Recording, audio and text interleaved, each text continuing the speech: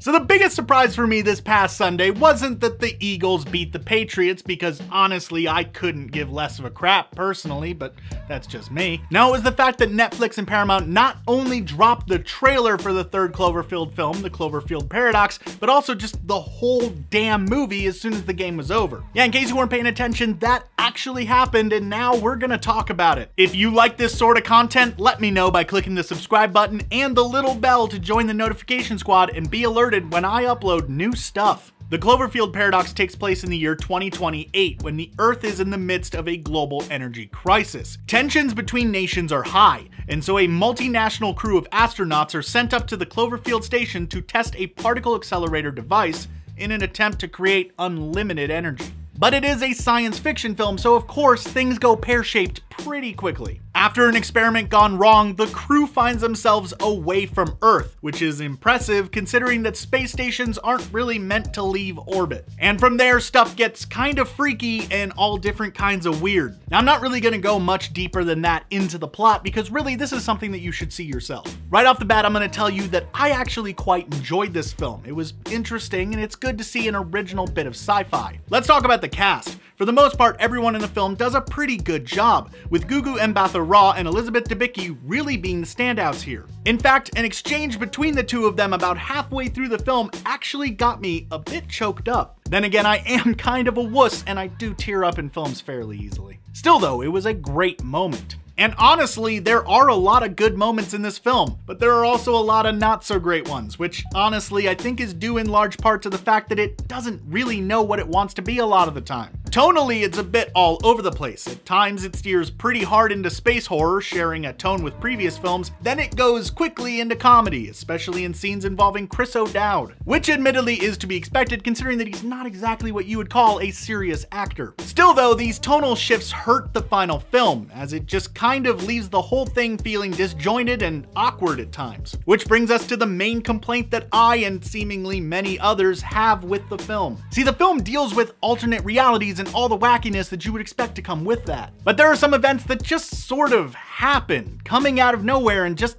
being random. The big scares, I guess, are all pretty disconnected. There isn't really any rhyme or reason to it, as there are no real rules set for what could happen and when, and it all sort of suffers for it. There are no monsters, no villain really, yet at times it feels like there is some sort of conscious entity there, but there isn't.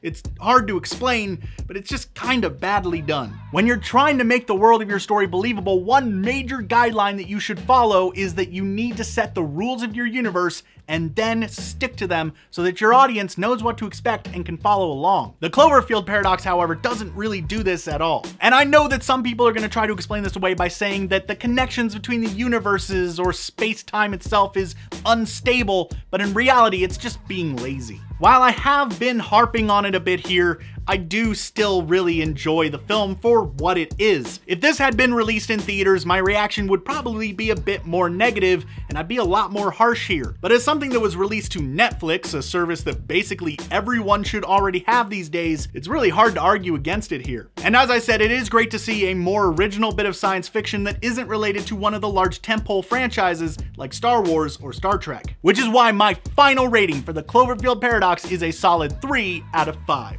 It really was enjoyable and did a good job of keeping me glued to my seat for its duration. Is it flawed? Definitely. Does it live up to the other two Cloverfield films? Not quite, but it answers a few questions that I had from those previous movies and provided me with almost 2 hours of entertainment basically for free. So I can't really complain. And if you've got some time to kill, there are certainly worse ways to spend your evening, and I think if you go in with the right expectations, you won't be too disappointed. Now I want to know, have you seen the Cloverfield Paradox? What'd you think about it? Let me know in the comments down below. And while you're at it, why not click one of the buttons here on screen to go to some other video that you might enjoy. There's certain to be something over here that'll catch your fancy, or there's that little circle down there to subscribe. Thanks for watching, and have a good one.